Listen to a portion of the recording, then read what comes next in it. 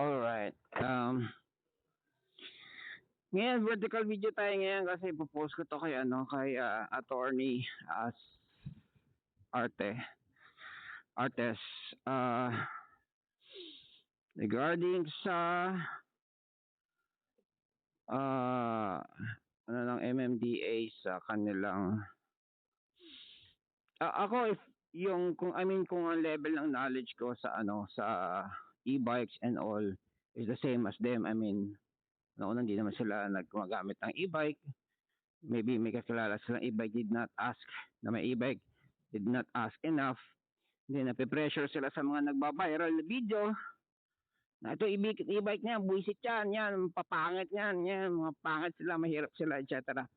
So na-pressure sila, o iba na nga yan, mga mapangit daw yan, mga mahihirap na yan, ban na daw yan. Pero ano yan, penalty nyo yan ng 2.5, mga mahihirap. So yun ang desisyon. So ang ano ko sa kanya ganito, bakit bawal sa highway ang ang e-bike? Sabi nila for safety. Ang akin is ano ba ang safety sa highway? Let's say South Super Highway na lang. Yung na lang kunwari, yung tollway, okay? Bakit bawal ang below 400? Kasi magaan, yung hindi at par sa speed sa mga hindi makapagsabayan, magaan. Pinaka-delikado doon talaga totoo lang magaan eh. Kapag yung mga kasabayan mo nasa 100, kahit kaya mag-100 yung motor mo, tapos 80 to 90 yung minimum to maximum speed, baka lumipad ka, madaan. Kayo nang unang sabi sa akin eh. Ganon. Kailangan yung hindi lang kaya ng bike mo, kundi dapat kayang-kaya ng bike mo, dapat mamaniin mo yung minimum maximum speed. Ganon sa sa tollway. Yun ang safety doon. Now, punta naman tayo sa National Highway.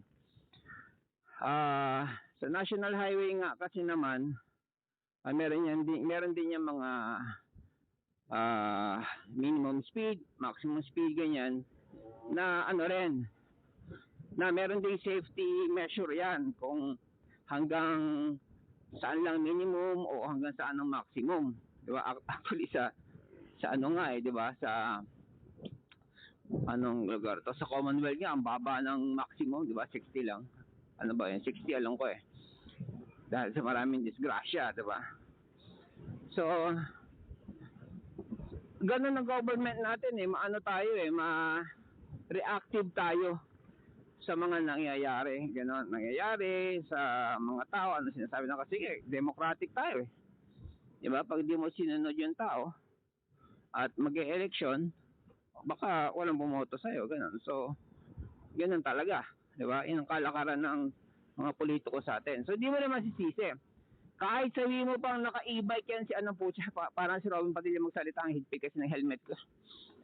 Kahit sabihin mo pa na tawag nito na naka-e-bike, hindi, syempre pag naka-e-bike yung mga yan, yung mga taga MMDA, medyo tatalino yung decision yan. Yan kasi maiintindihan nila na putya, sarap sa highway nito ba, putya, walang gas, ganito lang ang gastos ko sa kuryente, sa charge, para ka may cellphone na sinlakan ng motor, ganon. Tapos putya, wala nang change oil, ganon, so motor na lang intindihin mo. Sarap nito. Ay, tahimik. Putya, pag hindi na magpapainit sa umaga, diretso andar. Yung sinampay ni Mrs., hindi na mangangami usok pag nagpapainit ako. Abang ganda pala ng e-bike ah. Tapos pwede ako mang ninja. Tahimik. Putya, tahimik na marami siyang mga intelligent na decision na magagawa. Sabihin niya, tuloy na ito ah. Tapos, one volt lang ang nabawas, ilang kilometers na, 14. Pucha, parang katumbas na yan ng 1 liter ah. Tapos hindi pa ubos yung 1 volt. Ba, so parang 1 volt per 1 liter. Samantalang magkano lang ang charge, magkano liter ngayon ng gas. Ganda sa ekonomiya to ah. Mga ganun ba, may mga realization kapag sila user, okay, user ng ng decision nila. Yan, kapag sila user, magiging intelligent ang kanilang decision. Okay? I mean kasi totoo lang, napakadaling yung yung ganito, yung sabi nila, yung iba, may batang nag-drive na naku, delikado yan. Sige, ban na yan. 'Di ba? Hindi ka magpapadalos-dalos sa pagdedesisyon kasi alam mo yung alam mo yung totoo. Hindi ka bumabase ka lang sa vlogger na bata pa nagbaban. Dapat to tinatanggal na to sa kalsada dapat to. O kita mo to, kumaliwa hindi nagsignal. Teka, also regarding sa mga stoplight, dapat yan hindi lang e-bike ang pasusunurin mo, dapat lahat. Porque nakakita ka ng e-bike na hindi sumusunod. Although ako, I'm for safety and responsible road user Pero totoo lang, marami dyan Marami dyan, okay. So, ito yung game natin ngayon Ang game natin ngayon, if I were MMDA. Yeah, so walang personalan hindi if I were attorney artist If I were MMDA. Okay? Okay, number 1, if I were MMDA, bilang if our MMDA gumamit sila ng e-bike.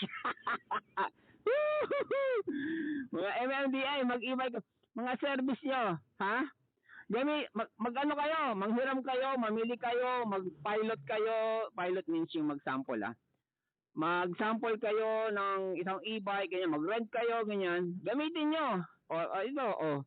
Ganitong klase gamitin nyo. Ano yung mga ibaban ninyo sa highway? Ito kasi sinabi niyo lahat Yung sa memorandum niyo lahat. Basta motorized, although hindi kayo nagkakatugma Pero kung babasihan sa memorandum at yung memorandum na yon ang hawakang papel ng MMDA bago manghuli, lahat. Uti mo unicycle lahat. Uti mo yung PWD lahat. Pati yung naka-wheelchair na demotor lahat. Lahat. Pati yung dipedal na na may pedal assist lahat. Pwede mong hulihin yan impound. Mahal nun 80 million impound. O tubos 25. Hindi tubos. Fine ka 25. Bisikleta na pedal assist lahat Lahat ng motorized Meron kaming grupo na nakikipag chat sa MMDA lahat na may motor lahat. No exemption. Kahit ilang gulong pa yan, kahit 1, 2, 3, 4, kahit 5. May 5 ba? Basta lahat ng e-bike na merong motorized, basta motorized lahat, impound. And or 25. May lisensya o wala. Hindi, pag may lisensya, fine. Pag walang lisensya, impound. Okay. So yun na. Although, si Attorney Artes, nagsalita siya nung during their forum na siguro yung pedal assist pwede yun kasi may pedal ka naman, di ba? Siguro binase niyo yun din sa 2016 na 2012, 2016, 2021 na memorandum ng MMDA na ang mga pedal assist, ayan, pwede yan sa bike lane, pwede yan sa highway, basta sa bike lane. Noon, categorization as L1, ganoon. So, dun siya pwede, dun may meron siyang points doon. Pero yung L2, okay. O simulan natin yung game Simulan natin sa L1.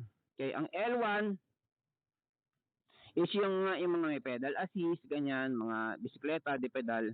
Ang speed niya up to 25 kilometers, ganyan.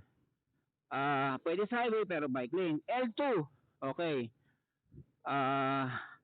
Pwede sa highway, pwede bike lane.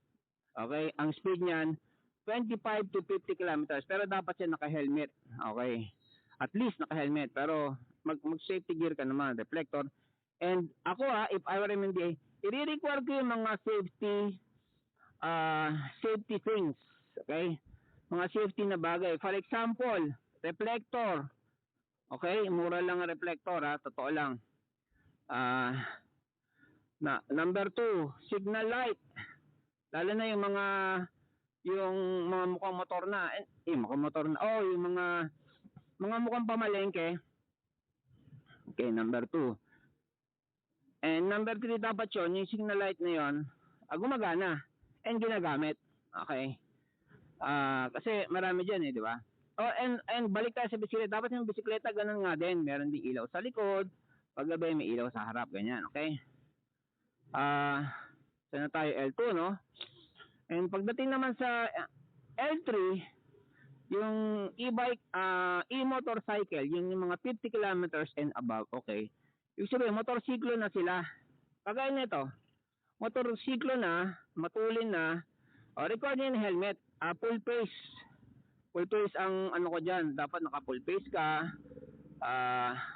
Tulad niya ako, naka-guantes ako. Yan, naka-guantes oh. Teka, nahatching ako. Kutsa. Ganyan.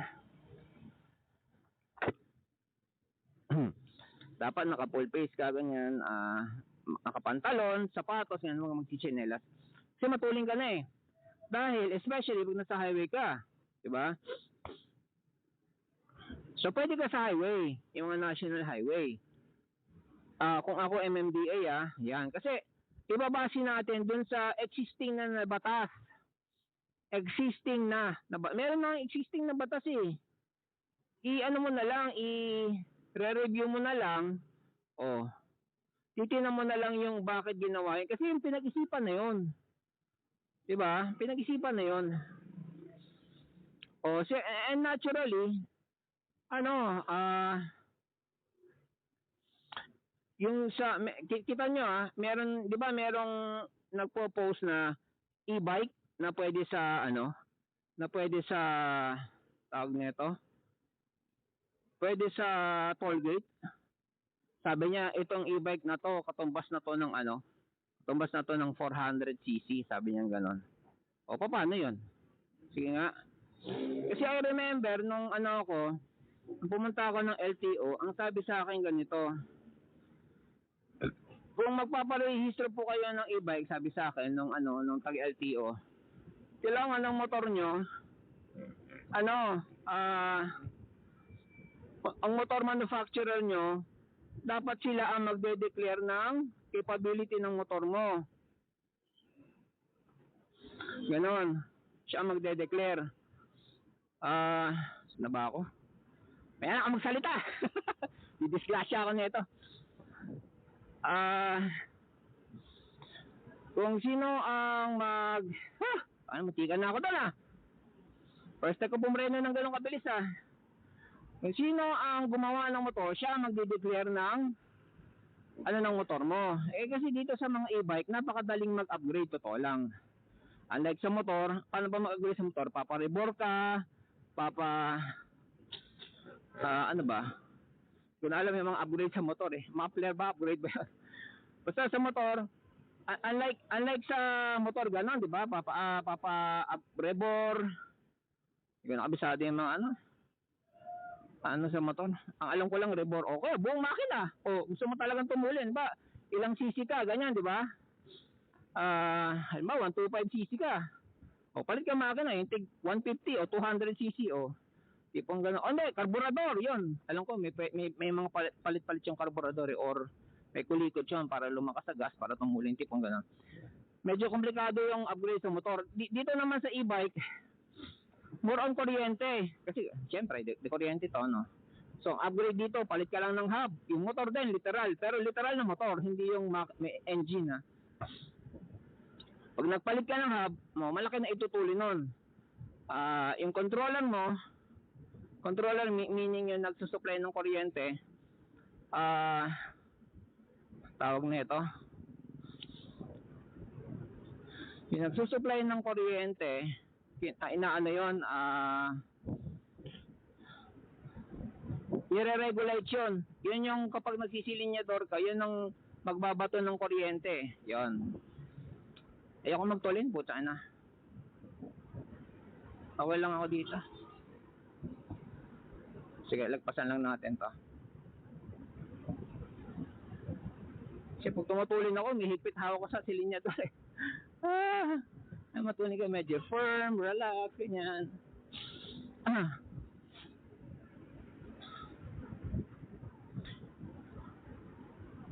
Hindi ako magtulin. Hindi naman ako karerista Road user lang. Ano ba minimum? Yan. Doon lang tayo. Eh pag maluwag, yan siguro pwede tayong medyo mag ano. Pero pag ganito, hindi mo alam, baka may biglang kumabig yan. Katulad kanina, oh. Ang kulit. Ano kaya iniisip nun, ano? Parang gusto niyang banggain ko siya eh. Parang gusto niyang mabangga ko siya eh.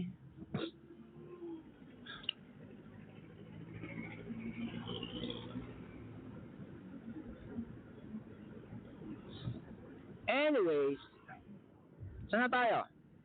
So kung ako MMDA, yun na lang, sundan na lang natin yan. Kasi yan, maganda na yung segregation nun eh. Kung meron man silang babaguhin doon, yun ang kailangan pag-usapan sa mga e-bike users and representatives. Mga leaders, mga group leaders, mga team leaders, mga veteran users, ganyan. Basta yung ibig sabihin, yung meron ng say sa larangan ng e-bike. Tsaka, yun nga, siya yung itutulak ng mga e-bike groups and users na, itong kaharapin nyo, ito yung magbo-voice out ng ano namin, mga ano namin, hinaing namin. Para yung sasabihin nyo sa kanya, sasabihin niya rin sa amin. Tapos sa magiging desisyon nyo, wag bigla-bigla. Diba? Back and forth muna. Wag muna yun. Ay, ganito, impound. Ay, ganito, kulong, Wag ganon. Ano muna, forum, balik-balikan muna. Unless na yung decision na magagawa is definitive eh. Diba? May mga decision naman pwedeng definitive. Ganon. Ayun lang, simple lang, diba? Ako hindi ako nahilig manood ng mga yung mga may mga hateful vlog. Hindi ako mahilig sa gano'n. Kasi pag mga gano'n pinapanood mo, magiging gano'n na ugali mo, magiging hateful ka na rin. Totoo lang. Pwede ako totoo lang, yan, katulad nyo, nag-ano ng basura. Okay, naghahakot ng basura. Pwede ang isang vlogger, kung kapag kakaririn niya yan, naghahakot ng basura.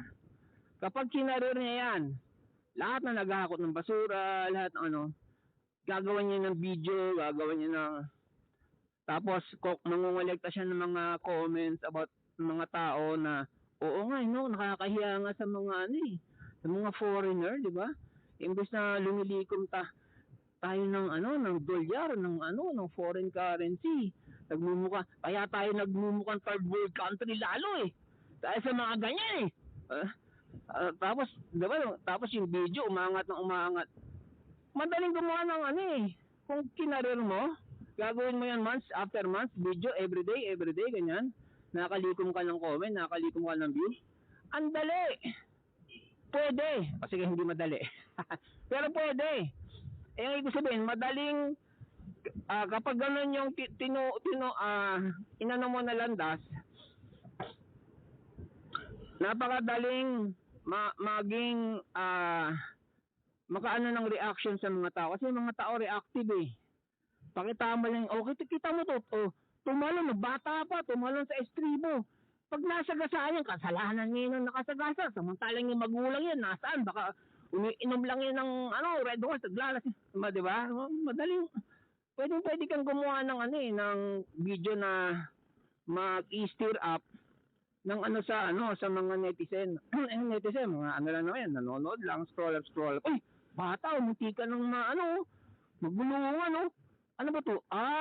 Ito na naman yung member ng mga basura gang putya. Dapat yan, kinukulong na yan eh. Mga ganun. Ang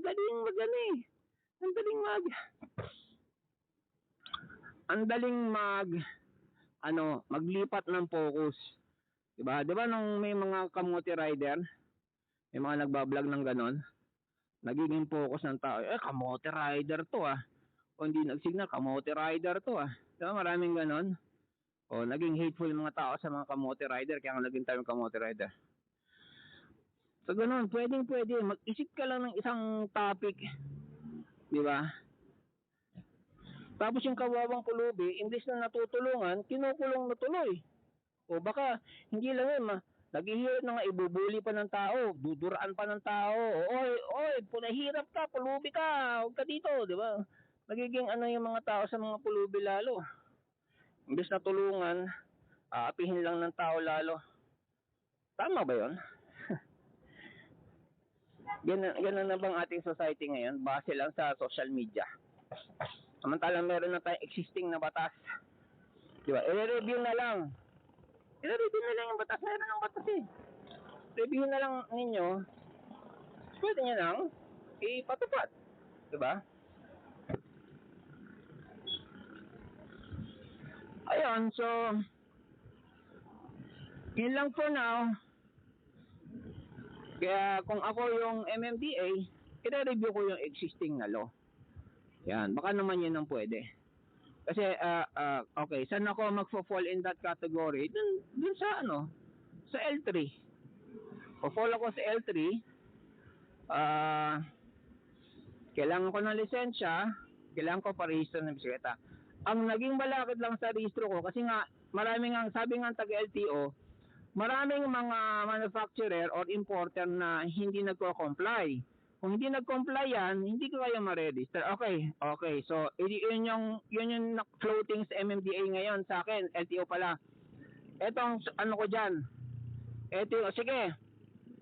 So, for now, dahil ganyan i-resolute na natin na sige, meron talagang hindi marerehistro, okay?